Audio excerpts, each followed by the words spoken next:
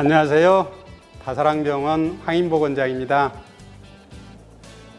알코올 중독이라고 하면 예전에는 보통 남성만이 걸리는 걸로 생각을 했는데요.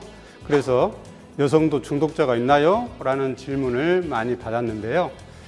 이번 영상에서는 여성의 알코올 중독이 남성의 알코올 중독과 어떻게 다른지 알아보고 평소 유의해야 할 부분들을 짚어보도록 하겠습니다.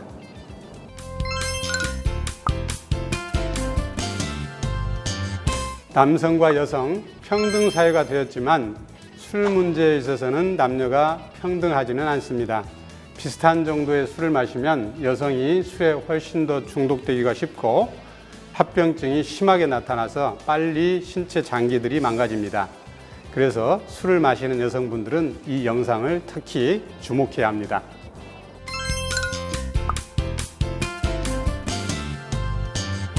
남성은 몸에 근육이 많고 여성은 보통 체지방이 많아서 상대적으로 몸의 수분 함량이 적습니다.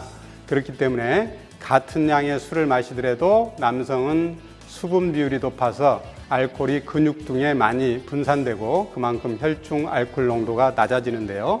반면에 여성은 몸에 수분이 적기 때문에 그만큼 혈중 알코올 농도가 더 많이 올라가게 됩니다.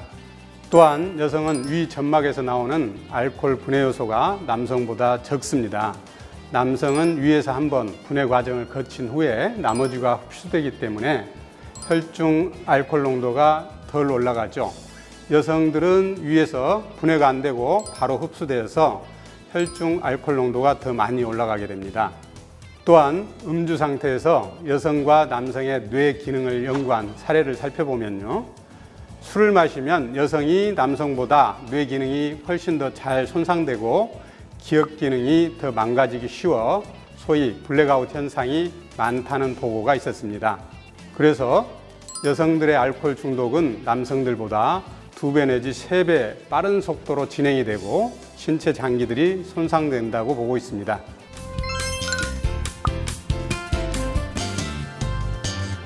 여성의 알코올 중독 치료에 가장 문제가 되는 점은 여성에 대한 편견 그리고 치료적 시설이 많이 없다는 것이 문제입니다.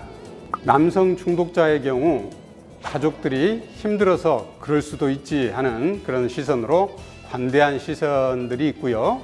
그래서 비교적 치료적 지원이 잘 이루어지는 편이죠. 하지만 여성에 대해서는 아직까지도 여자가 무슨 중독이냐 하면서 부정적으로 보는 경향이 많습니다. 이러한 분위기 때문에 치료에 대한 지원이 소홀해져서 조기 치료를 포기하는 분들이 많이 있었습니다. 무엇보다 여성 중독자 중에는 자녀 양육에 대한 책임과 사회적 편견을 못 이겨 중독 상태를 숨기고 부엌에 술을 숨기고 몰래 마시는 소위 키친 드렁커들이 많습니다. 이렇게 숨기다 보면 치료가 더 늦어져서 심한 합병증으로 고통을 받을 수가 있습니다.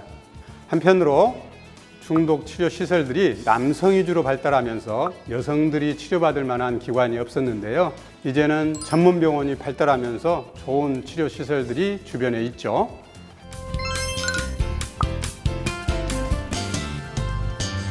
알코올 중독이 진행되면서 신체 장기들도 쉽게 손상됩니다. 보통 남성들이 갖는 합병증이 여성에게도 생기는데 문제는 진행이 빠르다는 것이 문제죠. 간질환, 심장병, 뇌손상 이런 것들이 있을 수 있고 특히 뇌손상이 되면 치매가 아니더라도 사람이 느슨해지고 창의력이나 사고 능력이 사라지기도 합니다. 여성들은 또 생리불순이나 무월경이 생기기도 하고 나중에 불임으로 이어질 수도 있습니다. 유방암, 골다공증, 우울증, 자해나 자살 등의 발생률을 증가시킬 수가 있죠.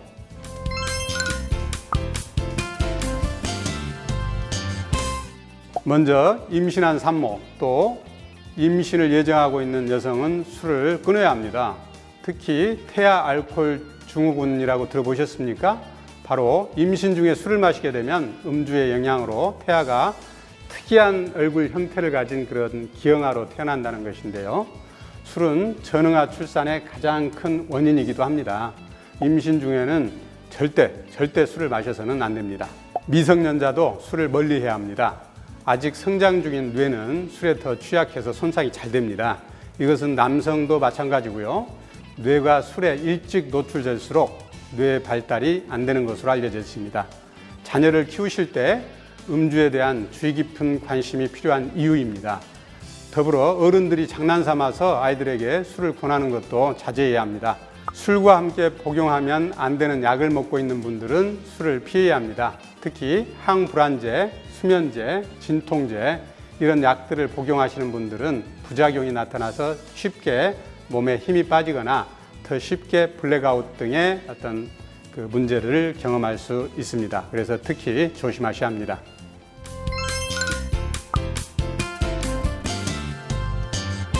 여성들은 치료만 잘하면 남성들보다 회복률이 굉장히 높습니다.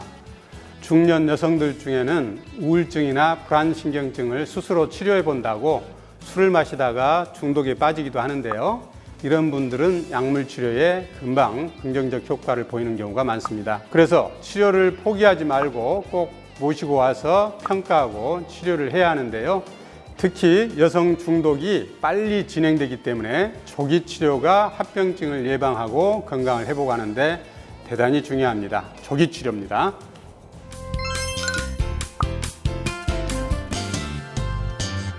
알코올 중독에 빠지지 않기 위해서는 중독에 쉽게 빠질 수 있는 상황을 조심하셔야 되는데요. 가족 중 알코올에 중독된 사람이 있다면 중독될 위험이 높아지죠. 부모님들이 애들 앞에서 음주를 하는 것도 조심해야 됩니다. 배우자가 술을 좋아하시는 경우에 특히 문제가 되는데요. 여성이 중독이 빠르고 쉽게 건강이 무너지기 때문에 더욱 조심해야 합니다.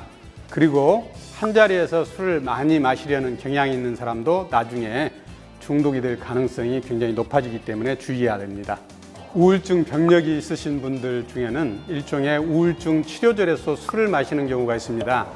술을 마시면 기분이 좋아지기 때문이라고 하는데 이렇게 마시다가 중독에 빠지는 경우가 많습니다. 어릴 적 신체적, 성적 학대를 당한 경험이 있는 분들은 이러한 정신적 고통을 해결하기 위해서 술을 반복해서 마시다가 알코올 중독으로 발전할 가능성도 있죠.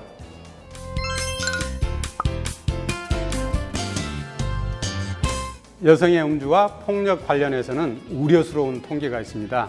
성폭력 자료를 살펴보면 반 정도가 본인이나 상대가 술을 마셨거나 둘 다 마신 상태에서 발생한 경우라고 합니다. 즉 술과 성폭력의 연관성이 높다는 결론을 내릴 수 있죠. 그렇기 때문에 당연한 이야기지만 술을 마실 때에는 안전한 상황에서 자신을 컨트롤할 수 있을 정도로 마시도록 주의해야 합니다.